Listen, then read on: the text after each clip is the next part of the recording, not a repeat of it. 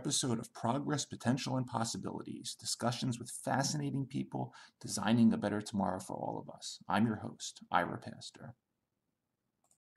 Welcome everybody again to another episode of our show with another fascinating guest who is helping to create a better tomorrow for all of us. And she comes to us with a really interesting portfolio of very convergent skills. As a little background, the Blue Shield of California organization is a health plan provider. It was founded back in 1939, based in Oakland, California, and serves around 4 million health plan members, around 65,000 physicians across the state of California. We're joined today by Shruti Kothari, who is Director of Industry Initiatives in their Healthcare Reform Agenda Group. Shruti is a healthcare transformation advocate. She is very passionate about creating meaningful healthcare experiences for patients, families, and providers. She focuses on effective mission-centered advocacy and policy movement that drives change needed to transform both health and well-being. Prior to joining Blue Shield of California, Shruti led the strategic engagement for Kaiser Permanente's venture capital fund, serving as a conduit between Kaiser Permanente and their portfolio companies, helping to integrate early stage startups into the Kaiser Permanente ecosystem. She has also worked herself as an early stage startup operator. She led the new market launch for a company called Honor, supporting the startup's growth for stealth mode to delivering care in several different marketplaces. Prior to that, she was the national lead for Kaiser Permanente Home Health, home-based palliative care, and hospice care experience strategy improvement. She has developed and managed a program that impacted over 1 million patients a year throughout California and Hawaii. She began her career as a health educator, a health equity advocate, and community mobilizer. In this capacity, she's worked in various organizations, including the American Cancer Society, Stanford Healthcare, and UC Berkeley. She is on the board of the Family Caregiver Alliance, the National Center on Caregiving, as well as the advisor for the End Well Foundation. Shruti has an undergraduate degree in sociology and communications and a master's of public health in Berkeley, undergraduate from UCLA. Shruti, thank you for taking the time out of your schedule to come talk to us for a little while. Yeah, thank you for having me. I'm excited for this conversation. Yeah, me too. Typically we start off by handing our guests the floor for a little bit. If you could take a few minutes just to introduce yourself, take us back a bit, where did you grow up? How did you get interested in healthcare? And if you could take us a little bit on your journey, interestingly, from both sort of the health education domain into venture capital, I think that'd be a really fascinating way to start off. Yeah, I would be happy to. Everyone always, it's funny, I don't work in venture capital now, but when I did, everyone was always so surprised that I started off as a health educator and I worked my way to venture capital. Starting off, I grew up in the Midwest. I am from Milwaukee, Wisconsin, a suburb outside of it. Came to California really and did all, my undergrad, my graduate studies here. And I consider myself a Californian now. I've always been really interested in social justice issues, and growing up with immigrant parents in Wisconsin and in a small town and being very different than everybody else. And sort of, if you look at the data, Wisconsin has some of the worst outcomes for Black population, some of the most segregated. It's literally been called like one of the most segregated states in the United States. But all of those things really shaped what my interests were and what my passions were and how I wanted to improve the world. And then I had my father pass away when I was young and became more interested in healthcare and inequities within healthcare and outcomes for different populations, which really led me to ultimately become a health educator for the American Cancer Society. So I was a health educator in medically underserved communities. It was a wonderful job. And it was really at a time, I think, that I didn't really know what I wanted to do. I think people don't talk about that. If you're not going to be a lawyer or a doctor, or these pathways have very structured kind of steps to get into them. And you graduate and you're sort of like, well, what do I want to do? I want to make a great impact on the world. What can I do? And I just honestly stumbled into public health and I loved it. And that's kind of been from being a health educator, and I loved the impact that I had on the communities I served, and I got to really work individually with people. And I wanted to look at change from a programmatic standpoint. And so that's how I sort of went from education to systems improvement for quality. And I initially was focused on outcome and disparities in outcomes in HEDIS measures. And then at the onset of public reporting for home care, for home health, I became sort of Kaiser Permanente's lead on it, given the work I had done with the disparities in HEDIS measures. So I sort of just like worked my way up and ultimately grew my portfolio to home health, hospice, and home-based palliative care. And that was really inspirational work. I don't know if, for those that have been close to that sector of care, you understand it. But for those that haven't, a lot of people would say to me, isn't that really sad? Isn't it really sad to work at the end of life? And it's not. You actually see some of the best of humanity. You see these families coming together for their loved ones, and they could have disagreements in the past, and they're, just trying to do what's right for their loved one. And you see these incredible frontline staff, chaplains, nurses, social workers, just for the heart of it, really just pouring their soul into that work. Which ultimately led me to the innovation ecosystem, because after about almost 5 years focusing on improvement at the system side, there were just some really clear gaps in resources that were needed in the sector of care, and innovation that was needed. So then I joined a really early stage company, employee number 7 or 8. They had a concept, a wonderful concept, but they hadn't built out any products or care.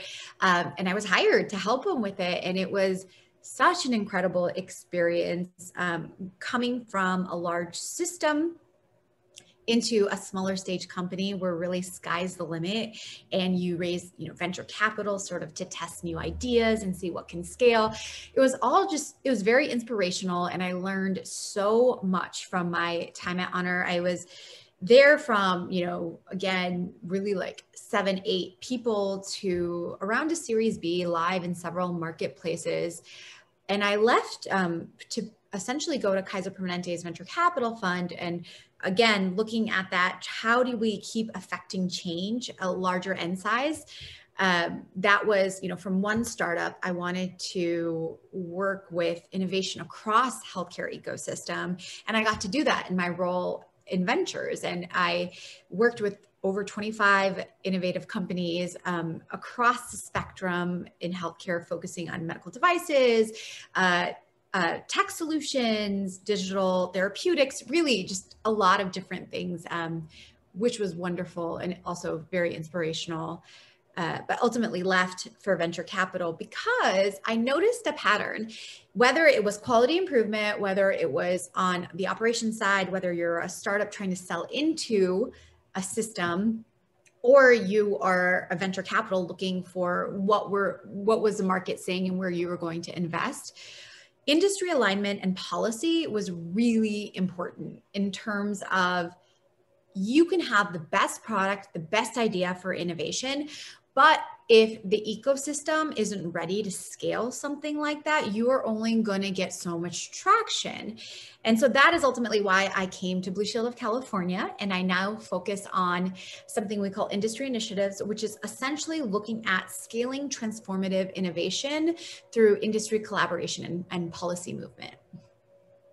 It's very interesting listening to that part of your story, because, as we were talking before, I came out of pharma, and, pharma is also one of those places that either like it or some people really love it. And, there's people in the hallway, how long have you been here? Oh, I've been in the 37 years on the sales force. Like, oh my goodness. And I do the same thing with venture capital. You either like it or you love it. And it's just, I guess, you enjoyed it, but time to move on. And now you're back at a large organization involved in policy, involved in reform. Tell us a little bit about your current role in this new department that you're leading up here. Yeah. So the way that we are thinking, again, it's about scaling transformative innovation. Mm-hmm.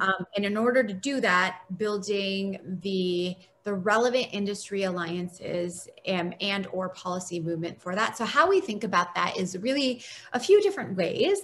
I think one of the most traditional ways is coalitions. So really getting industry partners from other health plans, hospital systems, trade associations, you name it, to come together to advocate for the same thing. And a great example I have that's specific is data sharing. We are trying to get a data sharing mandate passed in the state of California. Super important. If you look at other states that have data sharing mandates and what they've been able to do as a result, it's quite impressive. And even the impact on health equity. There's some really good research coming out that McKinsey is leading during COVID. What have some of these states been able to do with some of the inequities that we've seen kind of bubble to the top? But anyways, so we are, that's one of the things I'm really focused on. And we just launched a coalition around data sharing. And we have, and when I say we, I mean, it's really a host of players from across the ecosystem. So we have different health plans on it. We have some smaller stage startup companies on it. We have trade associations. We have public hospital systems. And it's for the greater good. We're engaging in advocacy campaigns and really, how do we support the policy legislation in getting passed this year? But we also, that's one where there's a specific policy associated with it. But another keen focus is payment models and innovation in payment models, right? We talk about value-based, but one really important thing to consider is that, as a health plan, you can move to value-based, but then is there a great enough end size among plans? So when you're asking provider groups to really change their systems, their processes, and how they contract, are you just 10% of their contract? Or are you 80%? Because you have a coalition of health plans all asking for the same thing. So that's something that I'm also very focused on, and looking at primary care and lots of other sort of sectors of care. But how do we build industry alliances so we are really starting a movement, and it's not just one organization asking their folks to think about things differently just for them. Got it. And along those lines, because equity is such an important theme nowadays, we've done several shows recently from Microsoft, who is looking at equity from the perspective of, say, their artificial intelligence technologies to make sure that decisions that made have equity behind them. We went to Rwanda, virtually went to Rwanda to check out the new University of Health Equity, where we're teaching physicians as they enter medical school before they become physicians about equity. Talk a little bit, as you are a health organization that has providers, patients, everything in between. How do you make sure equity is a topic that everyone gets behind in this organization? Yeah, absolutely. I mean, I really think, right, equity needs to be the lens in which we look at everything, right? Like, so equity on its own doesn't work. But what I love about Blue Shield of California is when we talk about payment innovation, when we talk about social determinants of health, when we talk about data sharing, equity is constantly being brought up. Like, how does improvement within these areas that we want transformation of healthcare? These are some of our focus areas. And central to that conversation is equity. How does payment innovation support equity? How does data sharing support equity? And there are some amazing operational leaders at Blue Shield of California. Shannon Cosgrove leads a lot of the equity work at Blue Shield of California. And it really is central, and it's a through line in all the topics. And so when we think about health equity, I think that's where people go astray a lot of times, where it becomes a siloed, standalone sort of thing when it needs to be the central topic in a conversation. So when you look at, okay, great, we're looking at payment models, and we're looking at supporting value-based. What does that mean? Okay, let's take a look at outcomes in all of our populations, and how do we support better outcomes in all populations? And how do we get the data needed? That's like the other thing, right? Like when we think about data sharing, passing that legislation, there's a lot of value proposition.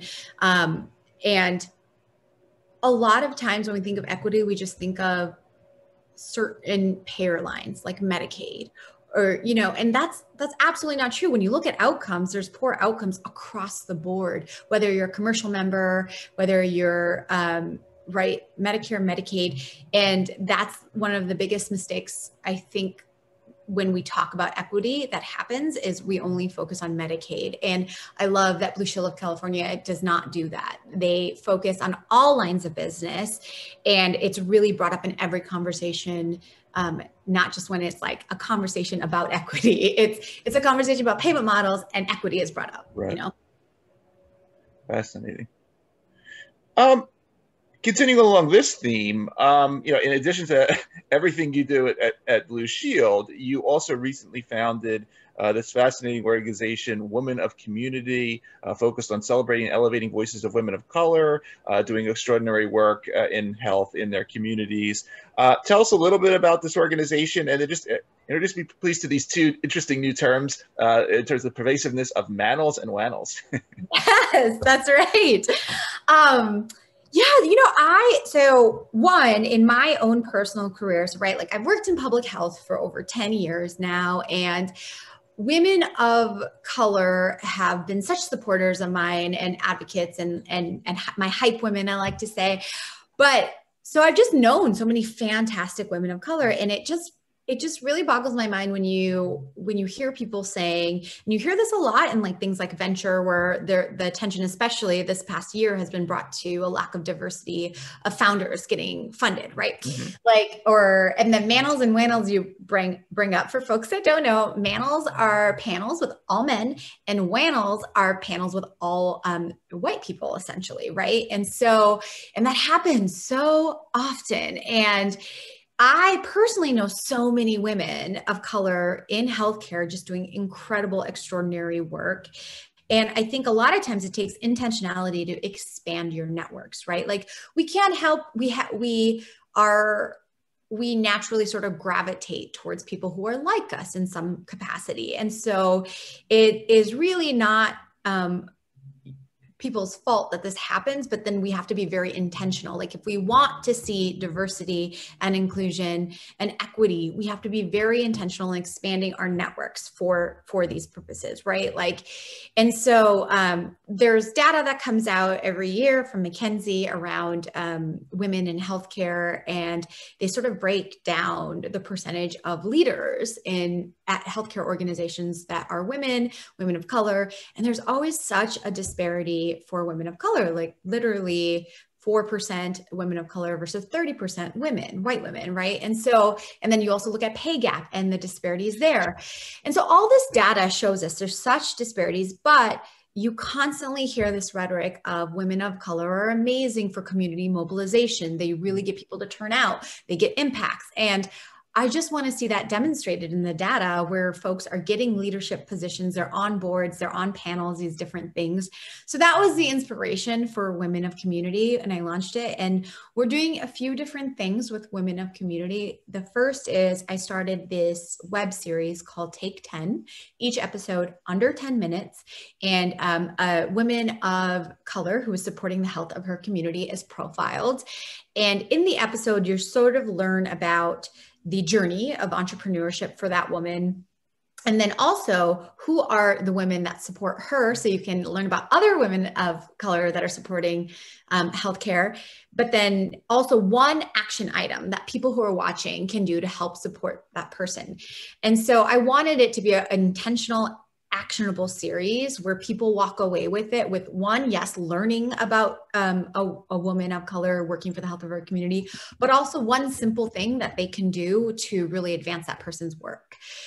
So that's the video series. And then we also have events to support the community, basically. Excellent. Excellent. Hopping around a little bit, going back to your experiences at Kaiser Permanente's venture fund, you played an integral role in sort of the introduction of the startups that you did due diligence on and invested in, and how they ultimately would integrate into this giant healthcare organization that is Kaiser Permanente. You recently wrote a blog post entitled "Taking the Mystery Out of Enterprise Partnerships: A Step-by-Step Guide to Supporting Business and Product Development." Talk a little bit, if you would, about what you talked about here, and a little bit of the advice that you have for the small early stage companies that are looking to the Kaiser Permanentes of the world, the Blue Shields of the world, as a partner. Yeah. Well, I think just one of the biggest pieces of advice I have for these companies is, as a smaller stage company, you do have limited resources, right? And so I want you to think about, when you prioritize some of winning business from some of these larger organizations, right? Like, one, it takes time, and it takes time for lots of reasons. It's finding the right front door to get to. That's the most appropriate front door.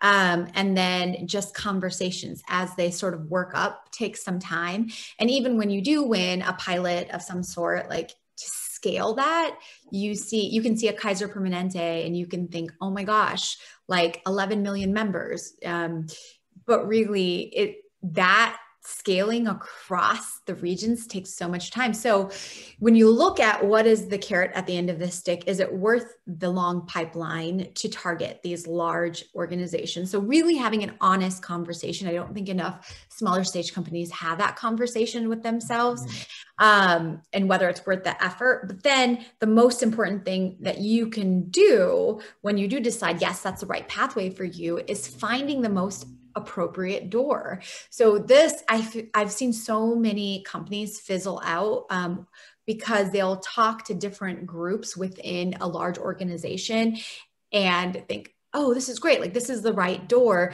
But ultimately what you're looking for is the budget holder. You're looking for the operational budget holder. And I think a lot of times people will go in through these innovation doors and so on, which is great. These are all amazing people doing really targeted work. But if you're looking for an operational partnership with a large organization, you have to find the operational budget holding leader within that organization to get that sort of contract. So I think that it's like a simple little piece of advice, but that takes a lot of work. It takes a lot of LinkedIn stalking, a lot of different informational trying to reach out to your networks to try to figure out who is that right operational lead that holds budget.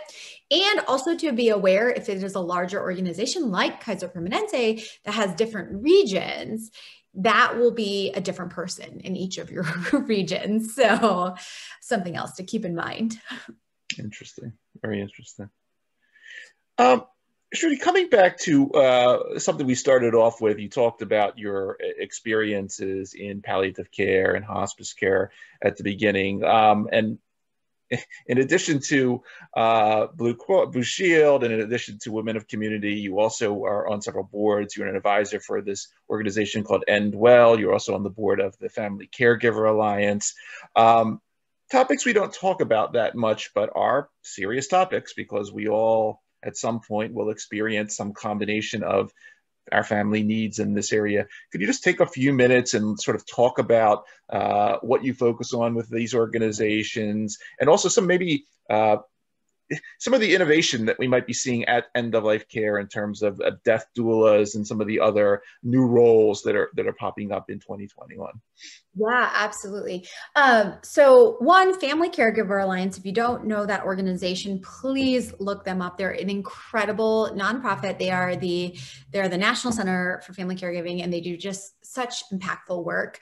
But, so I feel like the conversation, when I started working in end-of-life care and home care, it was not that popular in terms of, it was very inpatient focused. Everyone trying to work in healthcare at that time was going to inpatient side for innovation, things like that. And over the course of my time at Kaiser, that changed, and people saw the numbers with the aging population, how much money is being poured into the sector. And you saw all of these startups sort of pop up, right? And coming into that field, it is a really hairy problem. So when we think about covered services, right? Like we think about what is covered and reimbursable. There is very limited scope there. Yeah. And so, you know, there were all these companies that popped up based on this data, but you also saw the death of a lot of these companies, or the pivoting of these companies, because there wasn't really actual marketplace there. I think the numbers don't necessarily reflect what people's ability is to pay, because a lot of it's out of pocket. So like you look at like Home Heroes, and there was like a whole host of services, and even Honor pivoted their services because the direct to consumer sort of model doesn't work there. It's very costly, and we need innovation in this space that's affordable and for the mass population. We also need innovation that supports the workforce. Right now, our non-medical caregivers are some of the most exploited workers. They're usually women of color. So, you know, there's all these, it's a really complex issue. And so I think that it is completely ripe for folks to come in from the innovation ecosystem to explore. And I constantly raise these sort of things having been focused on this certain segment.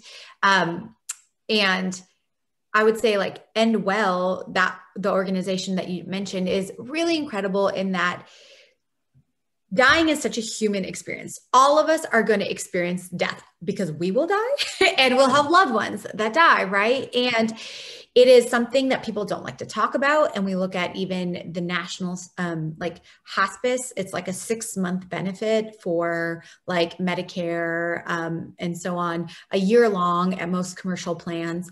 But the median length of stay is something crazy, like 20 days or something like that on hospice care, because people are very uncomfortable to have these conversations. And so, right. And so what I love, and Dr. Shoshana Ungerledger has done such an amazing job. She made 2 documentary films that were nominated for Oscars, and she has created this event called End Well that is really incredible. You feel like it's a beautiful event. It's usually held at the SF Jazz Center with incredible speakers like Tim McGraw and like just these people that you're like, what? How, you know, it's people who have been touched by death and dying, either through family members and so on. And just their heartfelt stories. And it's not just healthcare. You certainly have healthcare people at the table, but you have folks from innovation, you have folks from celebrity, Hollywood, all these different things talking about this and making it a more normal conversation. And that is, as we look to improving the systems, we have to continue to do that.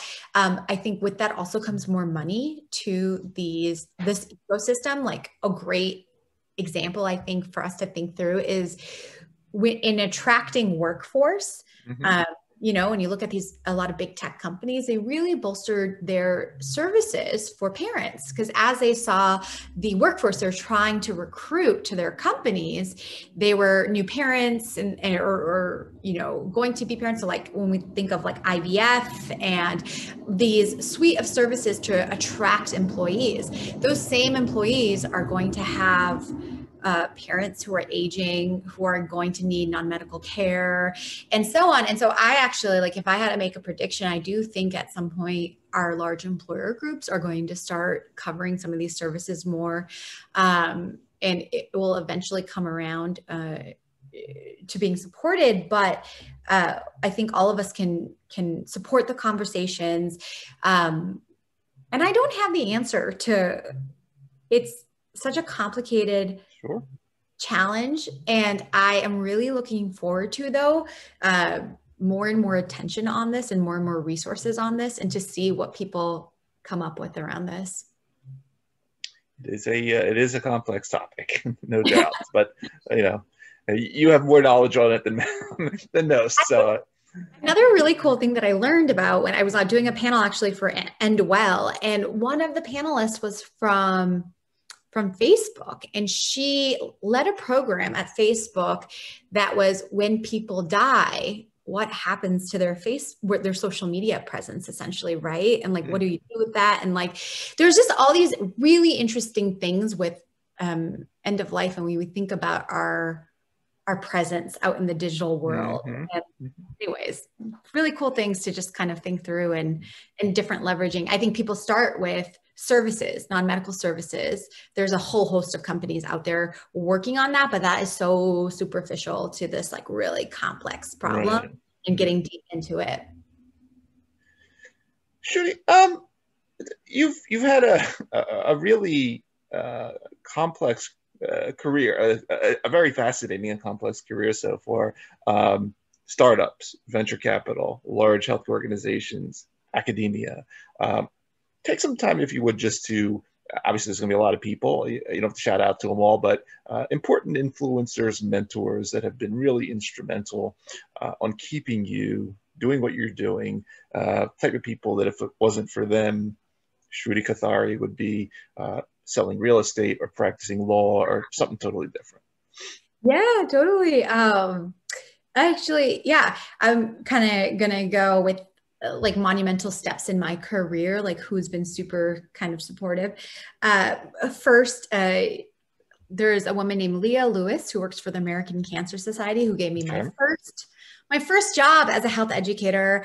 I did not have any experience in health education, and she gave me a fantastic role because she believed in me. And she also saw there's a pattern with all the humans that I'm about to name, is they saw something within me that I didn't see within myself and my ability. And she really felt like I would be an excellent community mobilizer for health education. And I didn't see that within myself. And, but she saw that some qualities, right. And like really helped support me. This was at a time, like going back when we started our conversation of, I had no idea what I wanted to do. I had gotten this degree from an amazing organization like UCLA. And I had no idea, did I want to go get a law degree? You know, I was strongly considering that because that's what everyone was doing. It felt like, but I had this opportunity to try something different and I loved it.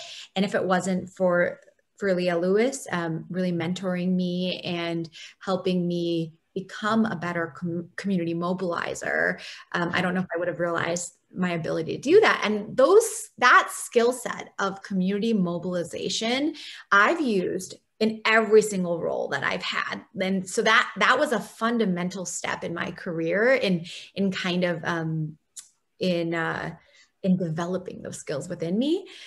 The next person is Esther Burlingame. She is another former boss of mine who hired me at Kaiser Permanente to lead the home care program.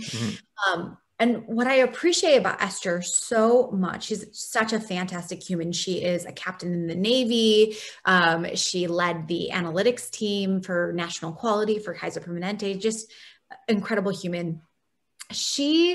We have very different skill sets, but she let me approach the problems and building this program in a way that spoke to me, that spoke to my skill sets, that what I was good at. And I think that is what good leaders do. They don't expect you to be something you're not, but they see within you amazing things. And they want to cultivate what you excel at to build that muscle up even more. And that is 100% what Esther Burlingame did. She built me up. She really helped me grow lots of external opportunities and workshops and classes and things like that, and push me kind of outside of my comfort zones to develop my skills. And I am so grateful for her. And she still serves as a mentor to me today. Entering venture, Liz Rocket, she is a VC at Kaiser Permanente's Venture Capital Fund, where when this role emerged for the fund, she reached out to me and was like, this is a role for you. You are the perfect person for this role and the skill set. And I had never dreamed of working in venture capital. I did not think I had that skill set. And again, she saw a greater vision and she sort of roped me in, and she was a great guide and VC for me as well. And the last one I would just want to say is Catherine Cooper, another woman in venture. And she, with women of community and a lot of the advocacy work I do for women of color supporting the health of their communities, was such an instrumental player in helping shape that vision. the common theme here is that they were mentors and inspirations in that they saw skill sets that I had that maybe I was utilizing in some other capacity, and really supported and pushed me to use that for kind of the next level, which is great. Excellent message. Shri, one final question before I let you go. I typically, after I do these shows, I get contacted by younger folks, maybe people in their senior year of high school, maybe people starting out freshman year in college. They want to do what you do. They want to be the next Shruti Kothari. What do we tell them to study? Do they study sociology, communications, health policy? What would you suggest to some of these younger folks that are just starting out and want to sort of go on the similar path as you? I would say, first of all, I saw this quote that I love, which is set harder goals. So I think the sky's the limit on what you can do. And the pathway to those goals, sure, there could be a pathway that would make more sense, but also I think be true to your own journey and what feels right for you. Like I worked in venture capital. I started off as a health educator, right? Like, and even in that first step, I didn't know that health education was going to be my first step. So I trust the journey and trust what feels right for you. Don't, I think, also become so solid and like, I think a lot of people know exactly what they want to be. They want to do this thing and da, da, da, da, but I think the world has so much to give and you could do so much, that trust opportunities that come to you that you may not have thought of. But if they feel right and they excite you, take it, see where that adventure leads you. And so that's part of like set harder goals or set different goals or think outside the box sort of thing. I love this thing of writing down 3 goals for yourself that orient you. So instead of being like, you know, I want to be the VP of XYZ one day, start with, what are the goals that you would like? What is it that you would like to contribute to the world? You know, is that you would love to advance meaningful health outcomes for all populations? Like whatever it is, write those 3 goals down. And so as new opportunities come to you, whether that's a position, whether that's doing a podcast with somebody, or it's, you know, writing a blog about something, does it meet one of your 3 goals, right? And if it does, do it, take that risk and jump. So that's kind of my advice is have your North Star and then be okay to step outside what you think is a traditional path as long as it meets your North Star. Thank you for that. Great message. Fascinating things you're doing, Shruti, and really wishing you the best to continue on this path and make this change that you are so passionate about. For everybody that's going to be watching this particular episode on the YouTube channel or listening across the podcast networks, you've been listening to Shruti Kothari, Director of Industry Initiatives, Healthcare Reform Agenda Group at Blue Shield of California, a passionate advocate for transformational healthcare change for patients, families, providers. Shruti, it's been a wonderful time talking to you and hearing about your journey.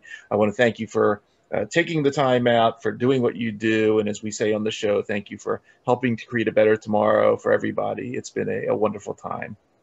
Thank you for having me. I really appreciate this. And thank you all for watching.